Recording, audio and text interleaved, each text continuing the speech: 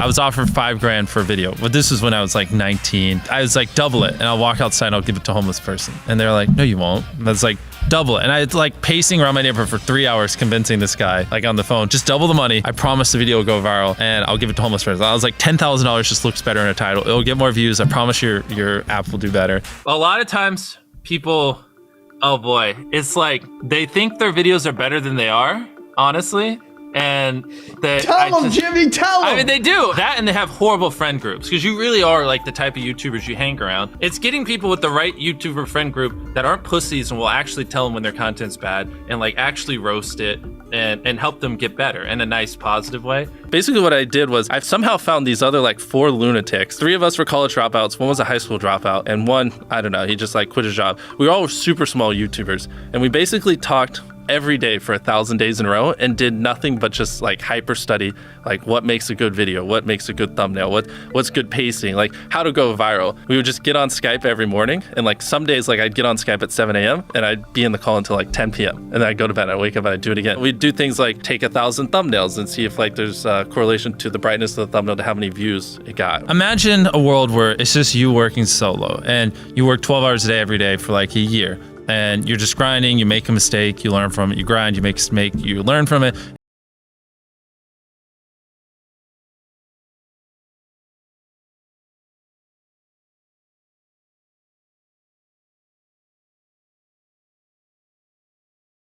Each other's mistakes. You're all constantly studying 24/7 and downloading each other. Like after a year, you're like 2 years ahead of the guy who was just solo. Do you frequently go that far out of your way to capture the thumbnail? Yeah, I mean, of course, everyone should. If people don't click, they don't watch. So you want to give them something to click. Something a lot of people forget is like unsuggested on phones, thumbnails are really fucking small. So like people are editing thumbnails full blown on their computer, and when you shrink it down, you can't see. We try to all around be above the rest. Anyone can clickbait, but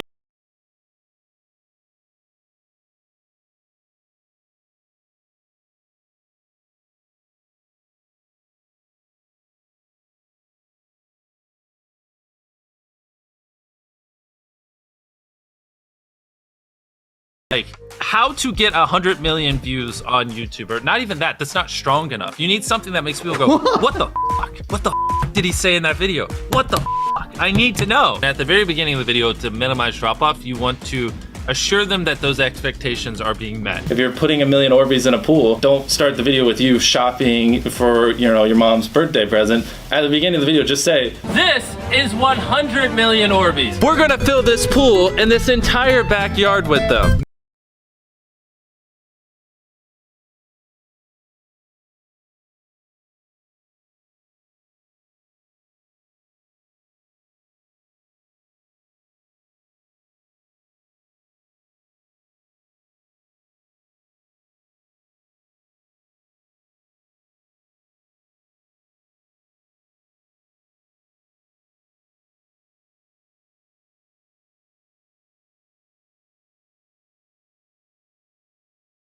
Not the end of the world. Every YouTuber says it. It's like no one will ever be able to replicate my style. I gotta edit it. But newsflash, someone can. It's actually not as difficult as you think. It was good that I got a really strong foundation on how YouTube works and how the style of videos I wanted and everything before I scaled up the team, if that makes any sense. I just want to make sure that's clear because I've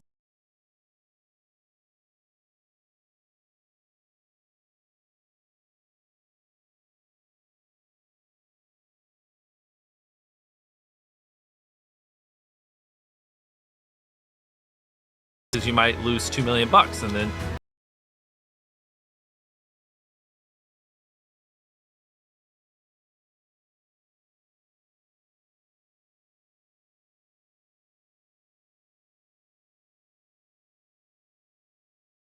been a single hour that's gone by that I've been awake where I haven't thought about YouTube. Like, I'm just focused on making the best videos possible, period. I don't care about making money. I don't care about time. I don't care about anything. I just want to make the best videos on the planet. Literally all the algorithm does is reflect what the people want to a T.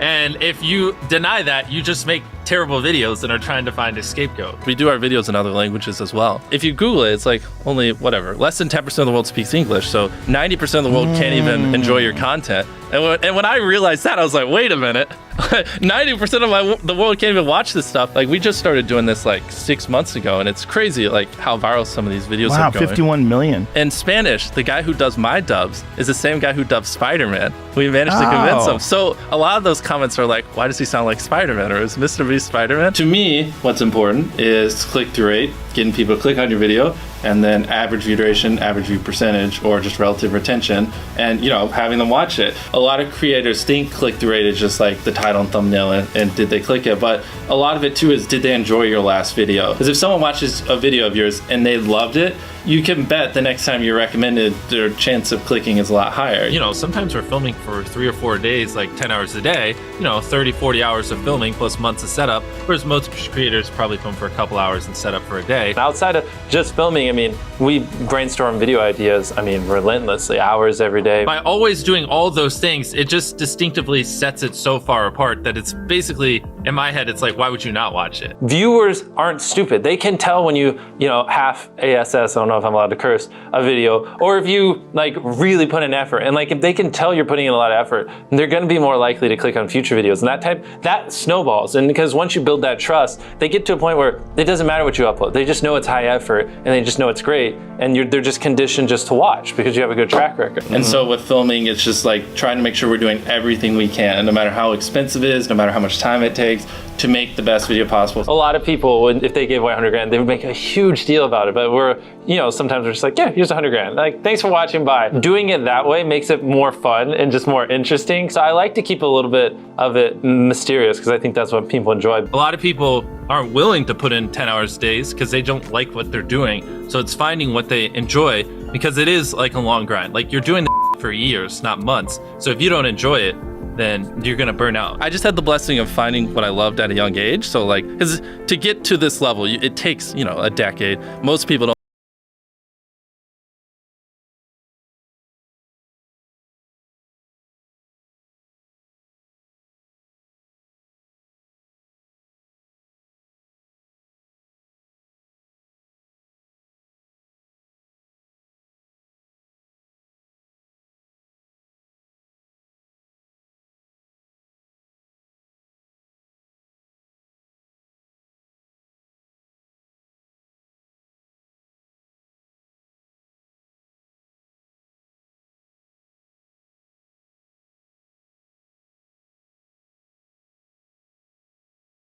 You gotta at least semi-enjoy what you're doing, or you're gonna quit long before it gets to the point where it brings in money or whatever else could be driving you. So find what you love, and then I would just hyper obsess. Make sure no one doing what you're doing is doing it better. Make sure the videos are as good as possible. You can be motivated